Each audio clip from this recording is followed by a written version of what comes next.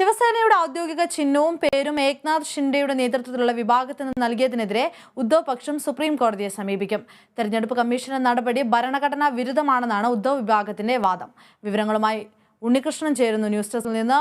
ഉണ്ണികൃഷ്ണൻ, ഉദ്ധവ് പക്ഷത്തിന് വലിയൊരു തിരിച്ചടി തന്നെയാണ് ഇപ്പോൾ തെരഞ്ഞെടുപ്പ് കമ്മീഷന്റെ നടപടിയിലൂടെ ഉണ്ടായിരിക്കുന്നത്. എന്തൊക്കെയാണ് ഇത് സംബന്ധിച്ചുള്ള വിശദാംശങ്ങൾ?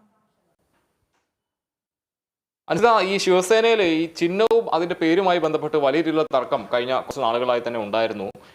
അതിന് കഴിഞ്ഞ ദിവസം ഉദ്ധവ് താക്കറെ, നിലവിലത്തെ ശിവസേന പക്ഷമായിരുന്ന ഉദ്ധവ് താക്കറെക്ക് വലിയ രീതിയിലുള്ള തിരിച്ചടി തെരഞ്ഞെടുപ്പ് കമ്മീഷന്റെ ഭാഗത്തു നിന്ന് ഉണ്ടായിരുന്നു. ഈ ഷിൻഡെയുടെ നേതൃത്വത്തിലുള്ള വിഭാഗത്തിന് ഔദ്യോഗിക ശിവസേന വിഭാഗമായാണ് തെരഞ്ഞെടുപ്പ് കമ്മീഷൻ അംഗീകരിച്ചത്. ഇനി മുതൽ ശിവസേന എന്ന പേരും ഔദ്യോഗിക ചിഹ്നവും ഷിൻഡെ വിഭാഗത്തിന് ഉപയോഗിക്കാമെന്നായിരുന്നു കഴിഞ്ഞ ദിവസം ഈ തെരഞ്ഞെടുപ്പ് കമ്മീഷന്റെ ഒരു ഉത്തരവ് വന്നത്.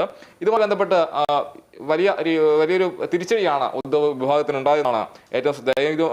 ഈ ഉത്തരവുമായി ബന്ധപ്പെട്ട് ഈ നിലവിൽ ഈ തർക്കം സുപ്രീം കോടതിയുടെ പരിഗണനയിലുള്ള ഒരു കാര്യമാണ്. അതോടൊപ്പം തന്നെ ഈ വിഷയത്തിൽ ഇനി ഉദ്ധവ് പക്ഷം സുപ്രീം കോടതിയെ സമീപിക്കുമെന്നാണ് നമ്മൾ മനസ്സിലാക്കുന്നത്. ഈ പേരും ചിഹ്നവും ഷിൻഡെയ്ക്ക് അനുവദിച്ചതിനെതിരെ ഈ ഉദ്ധവ് വിഭാഗം സുപ്രീം കോടതിയിലേക്ക് പോകുകയാണ്. കമ്മീഷൻ തീരുമാനം ഭരണഘടനാ വിരുദ്ധമെന്നാണ് ഉദ്ധവ് താക്കറെ പ്രധാനമായും ഈ ഹർജിയിൽ പ്രധാനമായും വാദിക്കുന്ന ഒരു കാര്യം എന്ന് പറയുന്നത്. ഈ കമ്മീഷൻ വിവാദം കമ്മീഷൻ തീരുമാനം ഭരണഘടനാ വിരുദ്ധമാണെന്നാണ് പറയുന്നത്. അതോടൊപ്പം തന്നെ ഈ ശിവസേനയെ പറ്റി പറയുമ്പോൾ 1966 ശിവസേന രൂപീകൃതമാകുന്നത്. ഉദ്ധവ് താക്കറയുടെ പിതാവായ ബാൽ താക്കറെയാണ് ഈ പാർട്ടി രൂപീകരിക്കുന്നത്.